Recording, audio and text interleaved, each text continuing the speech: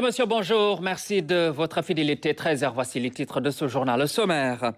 Le Dakar de Médina Gounass a démarré samedi une retraite spirituelle de 10 jours de dévotion et de spiritualité. L'ouverture officielle s'est déroulée en présence du Khalife Thierno Ahmed Tidiane Ba et du gouverneur de la région de Kolda qui a représenté le président de la République. Ce matin, dans notre grand format santé, nous allons parler de l'accident vasculaire cérébral AVC qui touche les enfants mais également les jeunes, une véritable urgence médicale. Nous allons marcher sur les terres fertiles de Niagui à la découverte de la ferme de Amadou Moustapha Diatta. Il évolue dans l'agrobusiness, un véritable modèle pour de nombreux étudiants qui visitent ces exploitations. Il y fait également de l'aviculture et de l'élevage. Les gants sénégalaises hier, l'AS Pikine s'est incliné devant le Jaraaf de Dakar sur le score d'un but à 0. Les temps forts dans ce journal.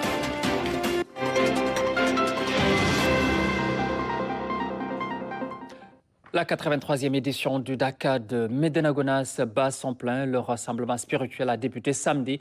Le Khalife Thierno Ahmed Tidiane Ba a parcouru les 10 km menant au site sacré. Une cérémonie d'ouverture qui s'est déroulée en présence du gouverneur de la région de Kolda qui a représenté le président de la République, Tidiane Cissé.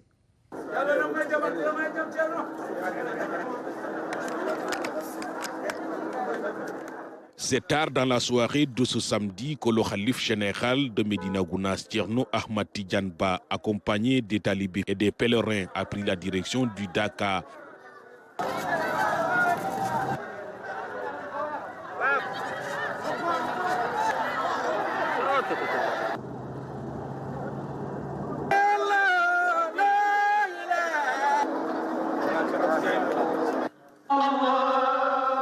Sur place, après la prière du crépuscule, le guide religieux a reçu les messages du gouverneur de la région de Kolda, accompagné d'une forte délégation venue représenter l'État du Sénégal. C'était le lieu avec toute ma délégation, le préfet, le sous-préfet et les chefs de service qui nous accompagnent, de venir transmettre les salutations des plus hautes autorités de la République du Sénégal, à savoir son Excellence le président de la République, Bassirou Diomaye Faye, le Premier ministre Ousmane Sonko, le ministre de l'Intérieur, Jean-Baptiste Tine, et l'ensemble des membres du gouvernement. On a transmis donc les salutations, mais aussi on est venu apporter un message au Khalife, au Thierno de Médina Gounass, pour l'œuvre colossale qu'il est en train de mener dans la sous-région, mais surtout un peu partout dans le monde. Donc c'est une grande satisfaction d'assister à cette cérémonie officielle qui lance officiellement 10 jours de dévotion, 10 jours de recueillement, mais 10 jours de retour à Allah subhanahu wa ta'ala, pour vraiment un Sénégal prospère. Et l'ensemble de la famille, le comité d'organisation, les services techniques se sont mobilisés pour assurer une parfaite organisation de cette édition de 2024 et nous osons espérer que tout se passera très bien. L'autre objectif du déplacement de la délégation est de solliciter les prières du Khalife général et de l'ensemble de la cité religieuse de Médina Gounass pour le Sénégal et pour les nouvelles autorités étatiques en particulier. Des prières pour une réussite, parce que la réussite, c'est la réussite du Sénégal. Des prières pour qu'ils puissent prendre en compte l'ensemble des préoccupations des populations et que les attentes placées en eux puissent être vraiment des attentes réussies. En tout cas, on a transmis toutes les possibilités, toutes les demandes de prière. Et je pense qu'ici à Médina Gounass, qui est une terre bénite, nous pouvons espérer que l'ensemble de ces prières seront exaucées et acceptées par Subhanahu wa Ta'ala. Dans son discours, le porte-parole du Khalife général a d'abord magnifié la mobilisation de l'ensemble des services étatiques pour la réussite de cette 83e édition du Dakar de Médina Gounass.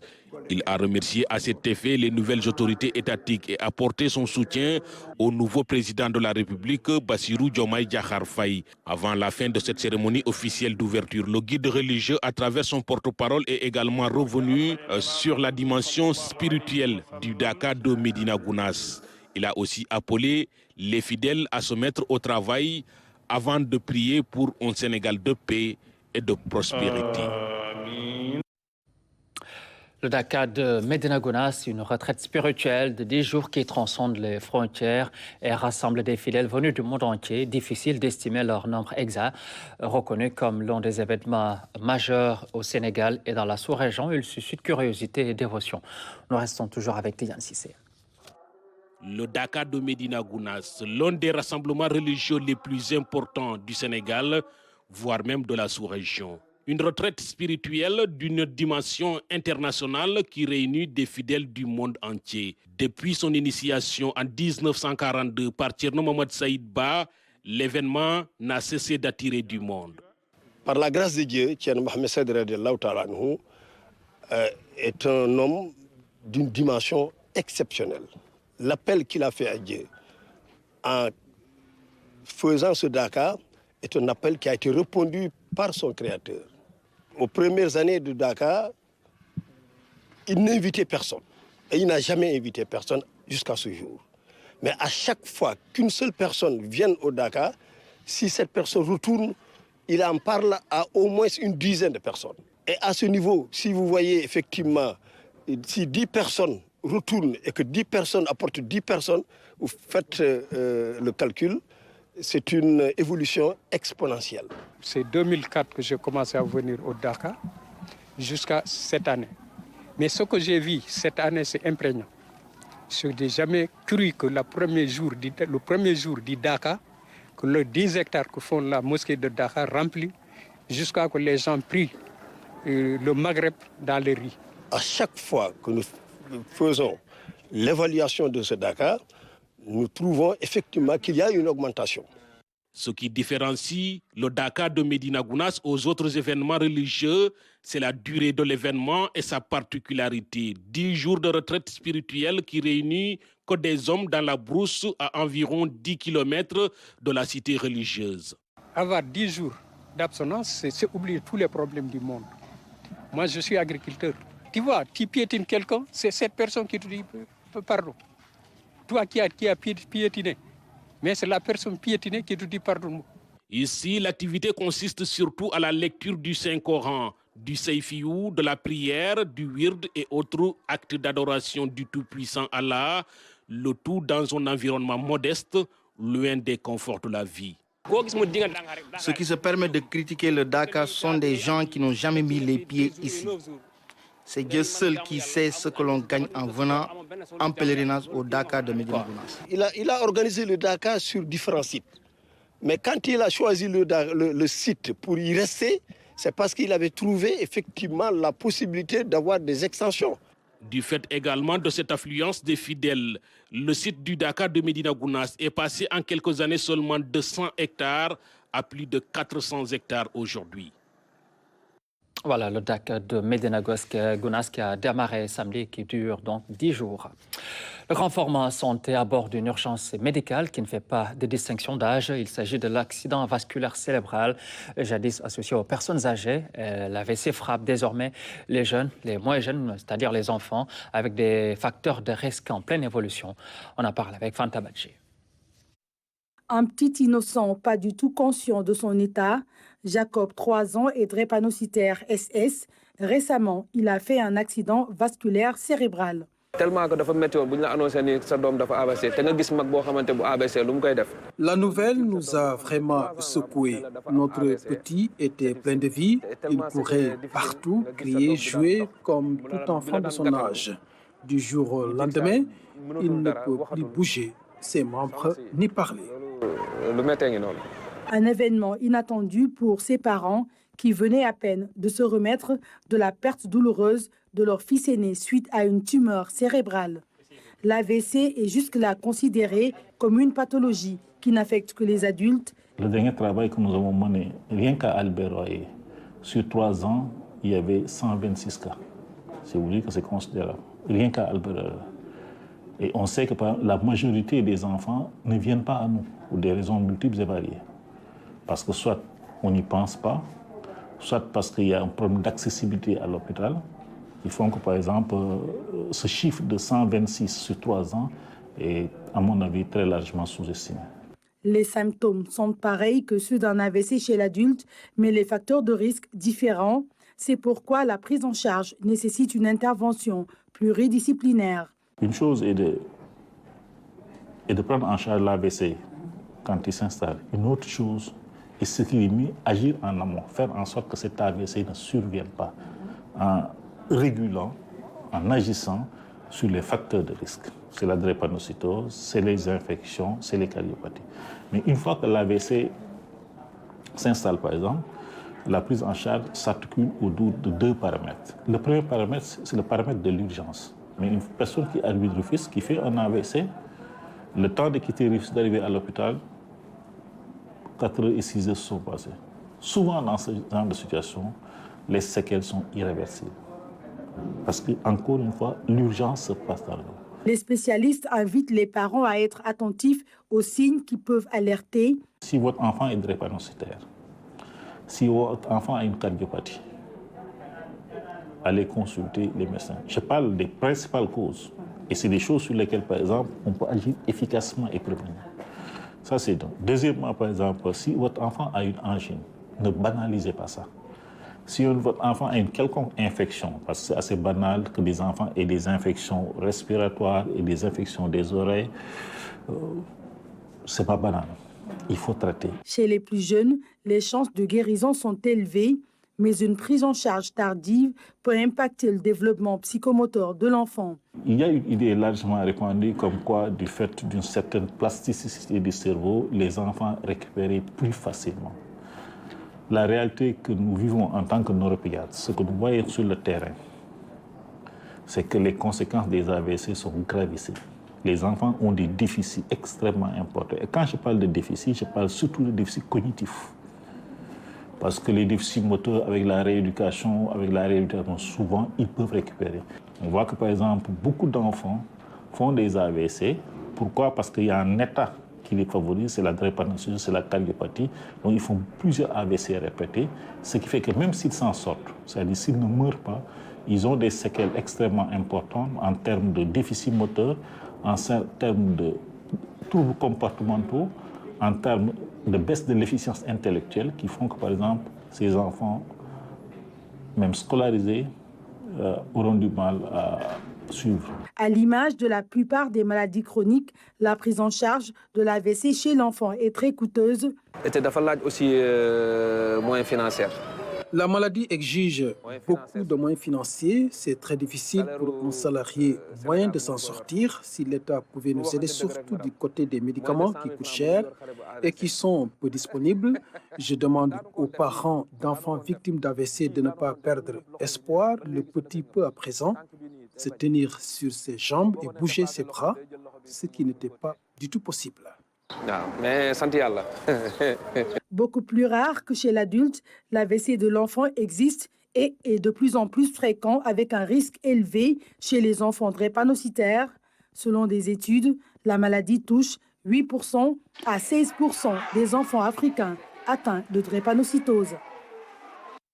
Sport, 21e journée de la Ligue professionnelle. L'AS Pikine a accueilli le Jaraaf de Dakar et s'est incliné devant son public sur le score d'un but à 0. Un but marqué à la 11e minute par Abdoulaye Wali. Fatoumata Savané. 1-0, le Jaraaf est désormais deuxième au classement avec cette victoire à Pikine. Les Verts et Blancs, bien entrés dans la partie, n'ont pas perdu de temps. Devant un public pikinois venu nombreux, à la 11e minute, sur une action collective, Abdoulaye Wali marque l'unique but du match.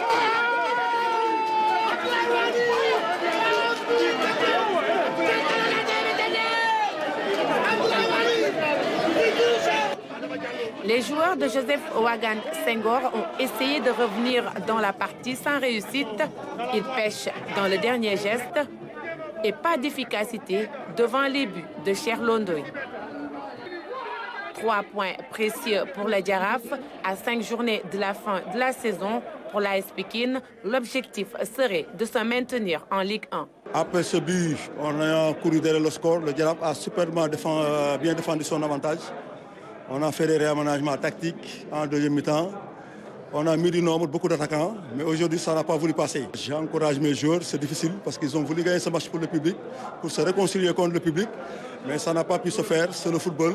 On reste fair play et on évacue cette défaite. On pense à la Coupe maintenant, parce que la Coupe aussi faisait un objectif majeur du club. Voilà, nous, on va essayer d'évacuer cette défaite, essayer d'être dans les places d'honneur, parce que c'était ça l'objectif, un maintien paisible. Je savais que ça allait être un match difficile, avec une ambiance électrique, mais c'est le football. Il faut être focus sur le match, concentré sur le terrain, ce qui a été fait.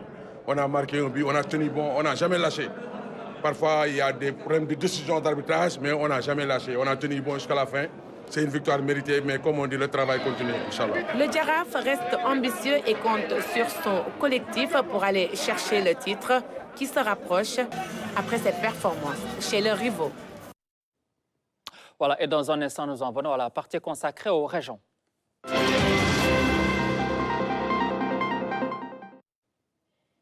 Voilà, la commune de Nguyen a inauguré son nouveau dispositif de gestion intégrée des déchets solides. Ce projet, fruit d'un partenariat avec la commune de Benouir en France, est soutenu par l'Agence française de développement. Le compte-rendu de Fatima Tabanelba.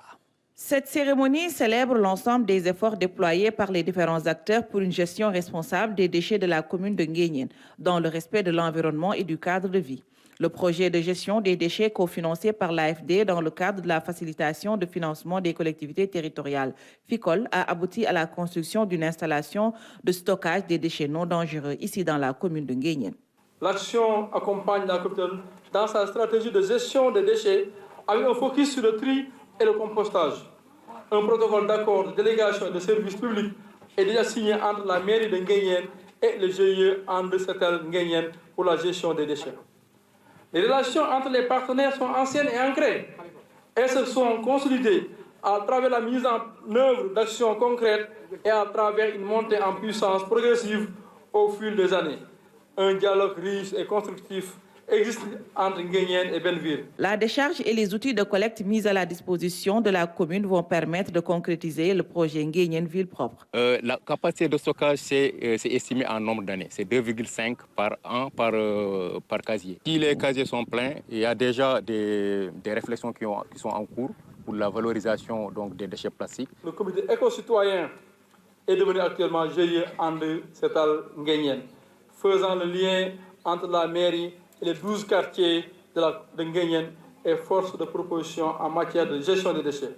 Le GIE André Setal Nguyen a donc un impact social en contribuant à la dynamique participative et à l'appropriation des actions par les habitants. Entre 2016 et 2020, les partenaires ont travaillé sur la planification locale et la gestion des déchets. Ils ont aussi soutenu et accompagné financièrement la commune de Nguyen pour la mise en œuvre de sa compétence en matière de gestion des déchets non dangereux. Et à travers les financements de la FICOL, l'ambition de l'AFD est double.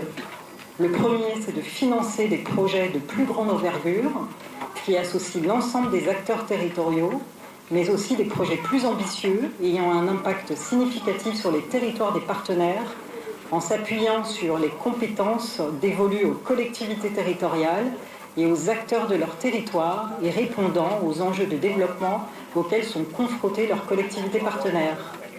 Ensemble, vous avez su démontrer votre capacité, et je n'en ai jamais douté, votre capacité à faire vivre ce dispositif. Il peut et doit encore être amélioré, perfectionné, adapté aux situations et événements nouveaux ou particuliers, notamment saisonniers. Je regarde Papadam Baye et j'ai pu observer également que vous y veillez et y travaillez. Il faut également, et dans les plus brefs délais, éradiquer les dépôts sauvages qui sont une vraie plaie pour Nguyen et qui mettent en péril l'ensemble du système. La responsabilité en incombe à la SONAGED. Les populations de Nguyen, à travers le GIE André Setel Nguyen et environ, se sont engagées à tout mettre en œuvre pour rendre leur ville plus propre et plus attrayante. Nous allons parler à présent de l'hivernage qui approche et les autorités s'activent pour prévenir les risques d'inondation. À cet effet, une enveloppe de 2,5 milliards est dégagée pour prévenir toute la situation sur l'ensemble du territoire national. Maman Moussagna. Il s'est agi au cours de la rencontre d'évaluer d'abord les opérations de lutte contre les inondations de l'année dernière. Le chef de l'exécutif régional s'est dit satisfait de la maîtrise des pluies qui se sont abattus sur Dakar et les régions. La seule preuve, c'est que pour cet hivernage-là, donc celui de 2023, nous n'avons pas eu besoin de déclencher le plan Orsec parce que les eaux ont été maîtrisées et bien maîtrisées. Je pense par exemple à l'école 8 de Pékin qui était complètement sous les eaux, où aujourd'hui, après l'ouvrage, je pense qu'on est à 95% de mise en œuvre, on a pu quand même sortir toute cette zone-là de l'eau. Je pense à Ndiagobar, à l'unité 22, et cette année-ci, d'autres zones qui sont des points noirs et qui n'ont pas pu être comptabilisées l'année dernière seront prises en compte. Le 13 mars 2024, l'ONAS a lancé l'opération Fegou Djemnawet. Aujourd'hui, plus de 25% du réseau à Dakar sont curés. Un démarrage prématuré. Le rythme d'exécution, il est bon. L'ONAS a démarré ses travaux de curage à bonne date, donc depuis mars. Et le rythme est bon parce qu'après quelques semaines, ils sont à 25% d'exécution. Ces mêmes opérations seront tenues dans les différentes régions, dans tous les périmètres assainis où l'ONAS a un patrimoine. Ces opérations de curage y seront menées pour amoindrir le maximum possible les éventuelles nuisances lors de l'hivernage 2024. Le gouverneur de région a invité les différents acteurs à renforcer les moyens, également les communautés à préserver les ouvrages d'assainissement. Monsieur le gouverneur a invité les acteurs communautaires, il a également invité tous les volontaires de l'assainissement pour nous aider à sensibiliser les populations sur les bons comportements à avoir pour la préservation des ouvrages et qui vont les aider, eux, à avoir un meilleur cadre de vie lors de l'hivernage 2024.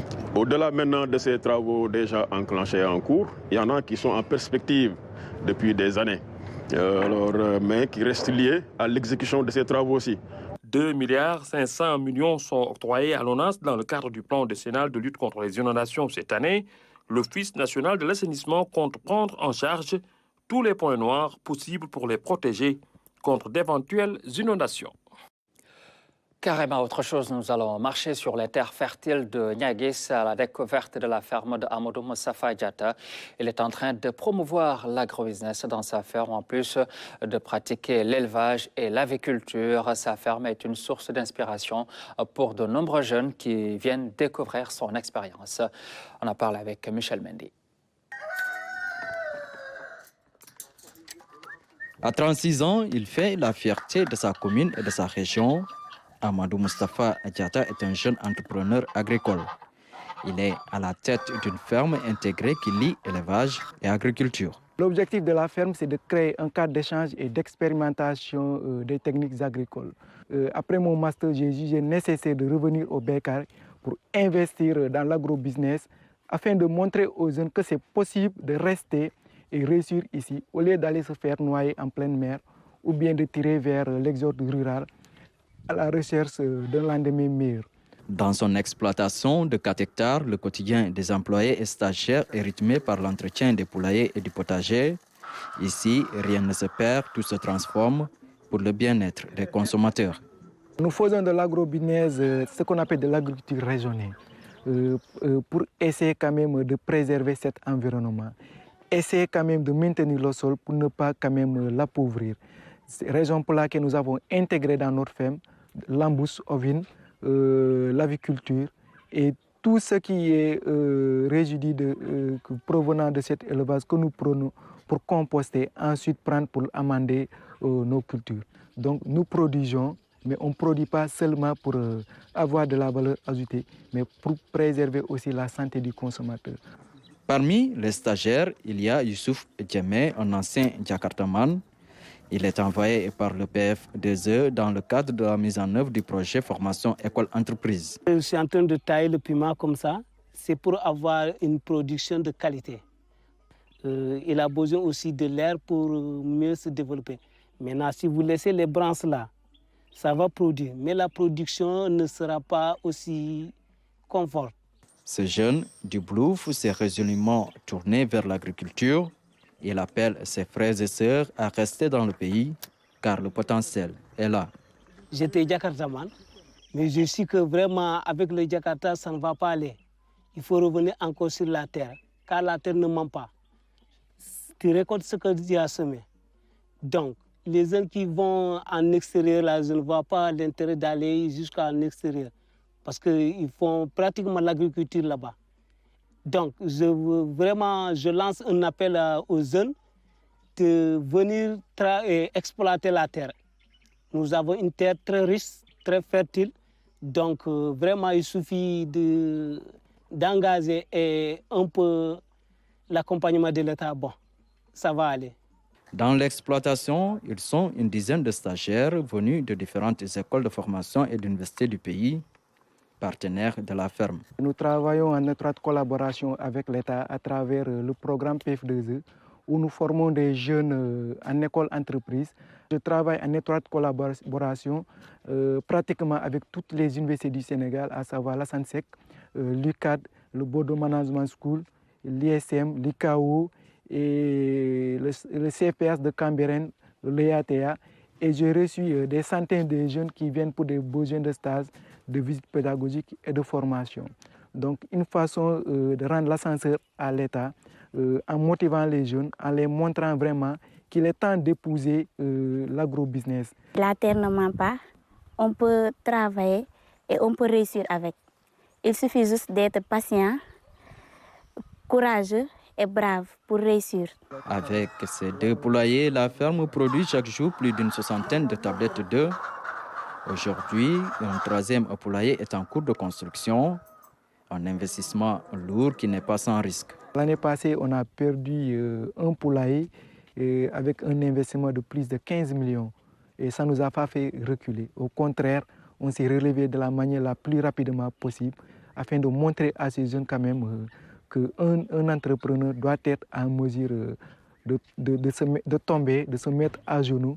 Mais le plus intéressant, c'est de savoir comment se relever le plus rapidement possible. La ferme développe un modèle d'élevage qui regroupe petits ruminants et volailles dans un même enclos, un système qui a une valeur symbolique. Nous réunissons diverses espèces, des dindes, des oies, des colverts, des poulets de décor, des moutons, des chèvres, ainsi de suite.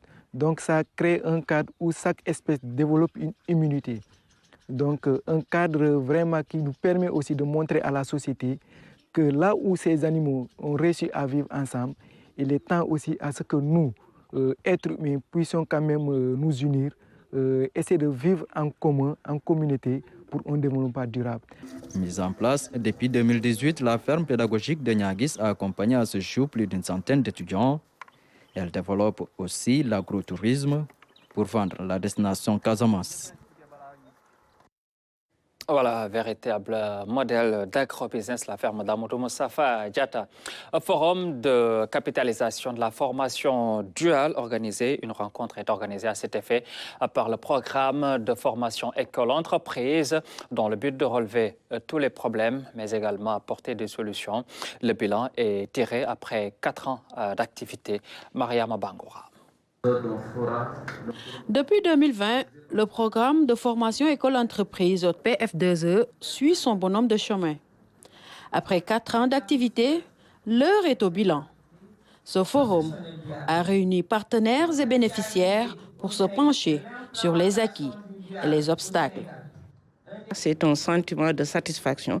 Cela montre que l'objectif qu'avait le PF2E, c'est-à-dire de mettre l'accent sur la formation pratique, ça commence à donner ses fruits. Parce qu'on ne peut pas parler d'employabilité sans connaissance, sans maîtrise du métier. Et la formation pratique permet aux jeunes, avant la certification, d'abord de maîtriser le métier et de pratiquer.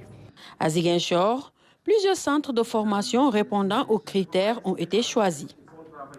Au total, 1050 apprenants sont répartis dans les secteurs ciblés. Les entreprises déclinent déjà encore leurs besoins. Avec le patronat, on avait choisi les secteurs à travers les commissions sectorielles. Après cette cartographie de la cible, on est passé à l'autre étape qui était donc de voir quels jeunes vers quelle entreprise. C'est comme ça que le dispositif est est déployé et pour donner ces résultats que nous venons de partager tout à l'heure. Astoufal Ngom, une bénéficiaire, nous explique son choix et l'avantage d'un tel programme pour les jeunes. Depuis 2021, j'y suis depuis 2021 où j'ai décidé d'arrêter les études et adhérer au programme PF2E. Depuis lors, je vois que c'est très intéressant. J'approuve l'intérêt de ce programme et c'est très sérieux. Je fais du réseau câblage, de l'électricité, entre autres. C'est un métier qui a de l'avenir. C'est pourquoi j'appelle tous les jeunes à faire comme moi. En plus, ce n'est pas dur pour moi en tant que femme. Le programme de formation École-entreprise PF2E tire un bilan satisfaisant de son déroulement. Aujourd'hui, plus de 500 apprenants ont été certifiés avec un taux de 100% de réussite. Agriculture, BTP, tourisme, restauration sont entre autres les secteurs ciblés par le programme à Ziguinchor. Nous sommes toujours dans le sud, situé dans la commune de Mlompe-Kassa. Le village d'Elenkin a honoré ses meilleurs élèves et anciens instituteurs à travers une journée d'excellence. Au total, une trentaine d'élèves du primaire et du collège ont été primés. L'initiative, c'est une première. Elle met en œuvre donc la génération 80-85 du village. Elenkin fête ses meilleurs élèves des différents établissements publics et privés du village, les lauréats, des élèves qui sont premiers dans leur classe et dans leur école, de l'enseignement général à l'enseignement bilingue en passant par le franco-arabe. Ils ont reçu des cadeaux. Je suis très content aujourd'hui. On a bien travaillé en classe et on a toujours le rêve d'être le meilleur de l'école. Dans notre classe, on faisait des concurrences. Je les encourage et leur dis de faire des efforts comme nous. C'est une initiative de la génération 80-85 du village qui vise à cultiver l'excellence.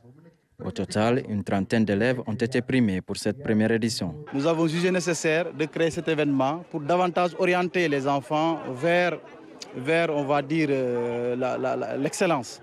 En quoi faisant? En partant tout simplement d'un constat. Nous restons convaincus que la ressource la plus importante pour nous, c'est la ressource humaine. Et pour avoir une ressource humaine de qualité, il faut la former.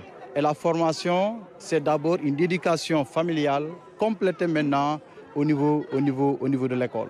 Nous espérons qu'en convoquant les parents, en convoquant les enseignants, en convoquant les acteurs du système, que cette volonté puisse se réaliser ici au niveau du village d'Elenkin. Dans ce village cosmopolite où vivent une dizaine de nationalités africaines, beaucoup d'enfants n'ont pas d'extrait de naissance. Parmi eux, des élèves en classe d'examen. Elenkin, c'est un village, mais aux allures d'une ville. Nous avons Internet, nous avons l'eau, nous avons tout. C'est-à-dire on est en ville presque. Et dans la ville, où en tout cas, je mets les guillemets, on a encore 300 élèves non déclarés. Donc c'est quand même très inquiétant. C'est écœurant, mais au-delà du cri du cœur, je pense que nous devons nous tous mettre la main dans la pâte. Quand je dis nous, c'est nous du village, les autorités qui, à travers cette interview, vont nous entendre pour qu'ils puissent comprendre qu'il y a matière, il y a urgence véritablement, en plus de peindre, de construire des classes, de déclarer de façon formelle ces enfants. La journée d'excellence a été aussi une occasion pour la génération 80-85 d'honorer les anciens instituteurs qui ont semé les bonnes graines de l'éducation. Voilà, nous terminons cette édition par cette note nécrologique. C'est un grand commis de l'État qui clôt le dernier chantier de sa vie. L'ingénieur Ibrahim Ndiaye, ancien directeur général de Ageroute, est décédé hier à Paris où il était interné des suites d'une maladie au cœur des plus grands chantiers autoroutiers de ces 20 dernières années. Au Sénégal, Ibrahim Ndiaye laisse derrière lui un pays au maillage quasi complet. La direction générale de la RTS présente ses sincères condoléances à sa famille, mais également à tout le peuple sénégalais. Merci à vous tous de votre attention. C'est la fin de ce journal. Merci à toute l'équipe de coordination qui a préparé l'édition de ce matin. Mais dans un instant, je vous retrouve pour la version Wolof.